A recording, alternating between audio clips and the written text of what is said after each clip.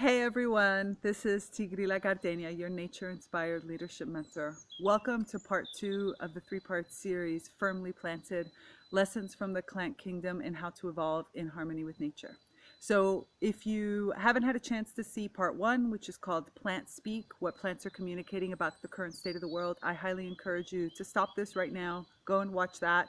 It's only about 15 minutes, then come back here because we built on certain topics and I'm just going to pick up and continue on from here. So today we're going to talk about sowing new seeds. This is why our ways of living are no longer working and what plants have to say about what's next. And I've been sitting here. This is a very special place in my community home, in my nuclear home. This is where the greeting tree is. This is the tree you see behind me. It's a large Himalayan cedar. And I've also been hanging out with Pan, as you can see there. Pretty cool, right? Tree. Divinity. Love it. These are my guides in all of this. So I wanted to come to you to talk about evolution and resiliency. Now in part 1, we talked really distinctly about the idea of reflecting, about really coming within, about sort of building yourself a fencing in this type of social distancing to give you the ability to kind of clean out the noise, to really center who you are and connect into your true nature. And now that you've been doing this for a little while, it's really important to open and to hear what it is, the truth of what's being told right now about why our current ways aren't working and why the things that are happening around us are showing us that our ways don't work. Our systems today aren't really built for evolution. In general, we as humans talk about the desire to grow and evolve, but we really love the words conserve, and we are afraid of things that are new to us, of things that are uncertain. And we're especially being thrust right now into an uncertain time.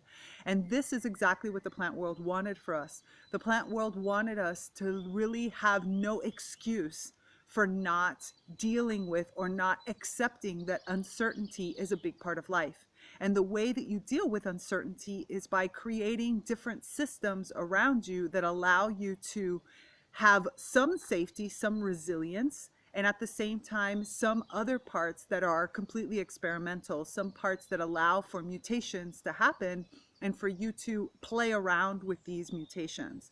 So in an ecosystem, you see that plants establish themselves, especially in a type 1 ecosystem, which is the first when something, let's assume like a fire has come through.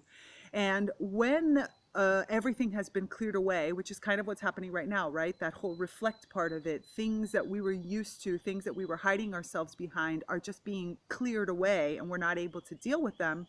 We have kind of an open ground. We have a new neutral that we can work from. And now here you start building in the resilient species. The species that arrive first are those that are able to, like for example, the plant species, you have the evergreens that are able to really deal with full sun, that are able to deal with harsher climates. You have certain types of insects and plants that come in first because they're going to set the ground. And then as they start to grow, they create the shade and they create the incubation, they create the grounds and the conditions necessary for some of the more experimental species, some of the more delicate species to come.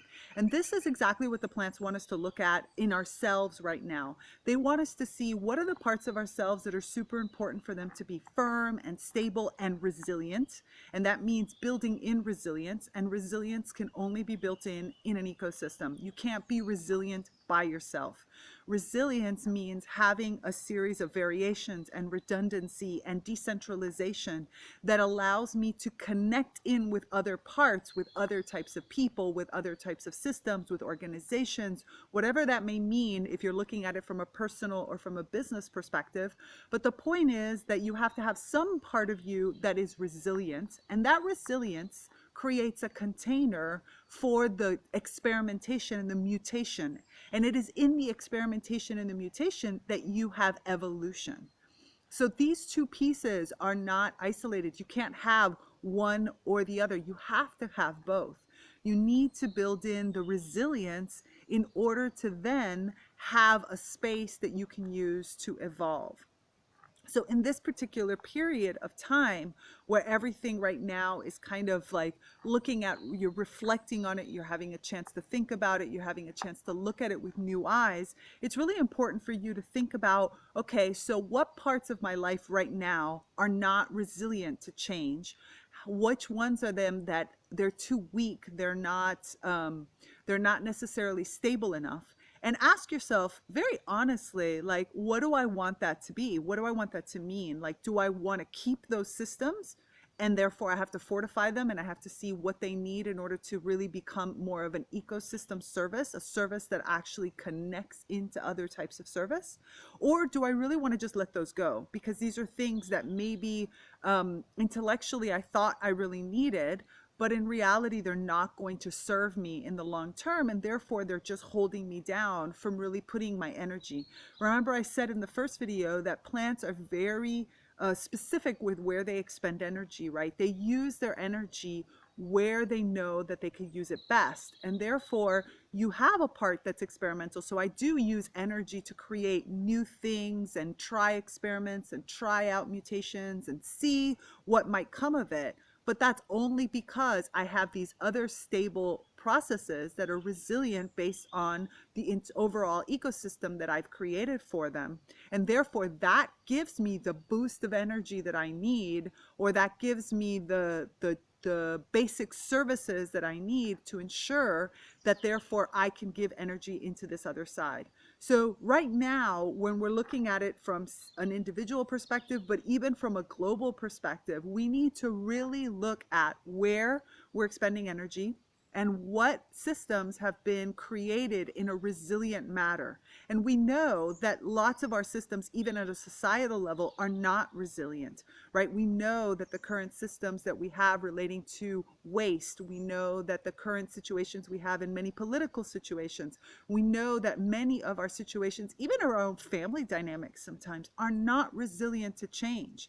They're not resilient to this constantly evolving change that is what the planet is all about. It's really about the normal and natural growth that happens. And so first and foremost, as I'm reflecting and I'm reconnecting into myself and reconnecting into my social circles, I need to ask myself, what do I need to do in order to create resilience in this? And this is where the plants can really help, because they're very good at taking areas that maybe are not very healthy, or they're maybe not, they have extreme conditions, and plants over time are able to transform that. I mean, isn't that what your compost bin is, right? Compost bin is a whole series of chemical reactions and of different types of reactions that are happening that are able to transform a waste product into something that's positive and nurturing through a combination of organic matter and, plant decay, as well as with or other microorganisms. So there's this whole resilience that happens because of this union of different pieces. And we want to look at that and those models in for ourselves and our lives, and in the city dynamics and the government dynamics, and in our business dynamics. So we want to expand on that. So this is a great time right now, as you're reflecting, to really look at what systems can I build that are actually resilient. And then after that, we can talk about then the parts that are necessary in order to create the sort of more evolutive pieces, the pieces that allow you to keep growing. Okay?